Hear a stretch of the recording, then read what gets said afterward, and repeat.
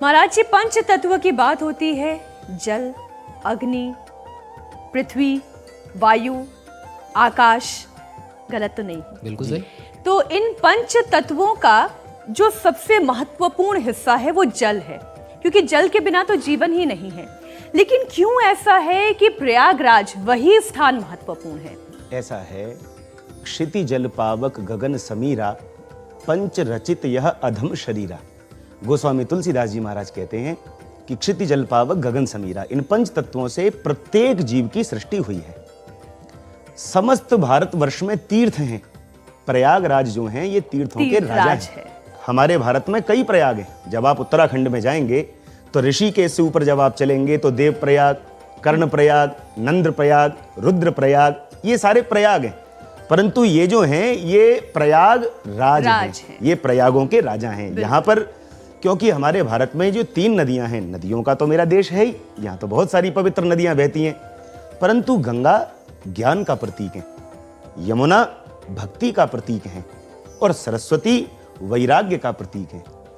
जो ज्ञान पाना चाहते हैं वो गंगा किनारे बसे काशी में जाते हैं, जो भक्ति पाना चाहते हैं वो यमुना किनारे बसे वृंदावन में जाते हैं, और जो वैराग्य पाना चाहते हैं वो जहां से माता सरयू बहती है, माणा गांव उत्तराखंड, जो कि वैरागियों की भूमि है। जो वैराग्य चाहते हैं, जो बाबा जी बनना चाहते हैं, वो उत्तराखंड पहाड़ों में जाकर के तप करते हैं।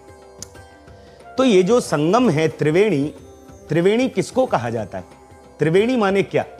संस्कृत में वेणी माने होती है चोटी। आप माताएं, महिलाएं जो हैं चोटी बनाती हैं, तो चोटी का जो सिस्टम है वो 3 धाराओं को मिलकर के एक चोटी बनती है।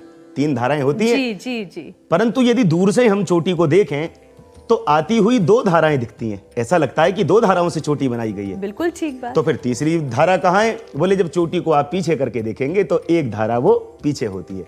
तो इसी प्रकार प्रयाग में जो त्रिवेणी का संगम है, इधर से यमुना आ रही है, इधर से गंगा आ रही है, और वो जो मिल रही हैं उसके भीतर ही जो माता सरयू आ रही है, सरस्वती आ रही है, जो हमको दिखाई नहीं देती लेकिन उसमें विद्यमान है।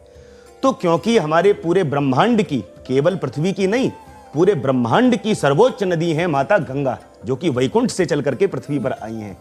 ऐसी पवित्र नदियों का उत्तराखंड से बहकर के प्रयाग तक आते हुए माता गंगा समस्त नदियों को अपने अंदर समावेश करके प्रयाग में आती हैं। और प्रयाग में जब गंगा यमुना सरयू का संगम होता है तो ये तीर्थ जो है अपने आप में बड़ा पवित्र, बड़ा महत्वपूर्ण हो जाता है। तो इसलिए तीर्थराज प्रयाग जो हैं ये तीर्थों के राजा हैं। महत्व तो हर तीर्थ का है, पर प्रयाग के तीर्थ की महिमा तो अत्यंत है, इसका वर्णन नहीं किया जा सकता। बहुत शानदार।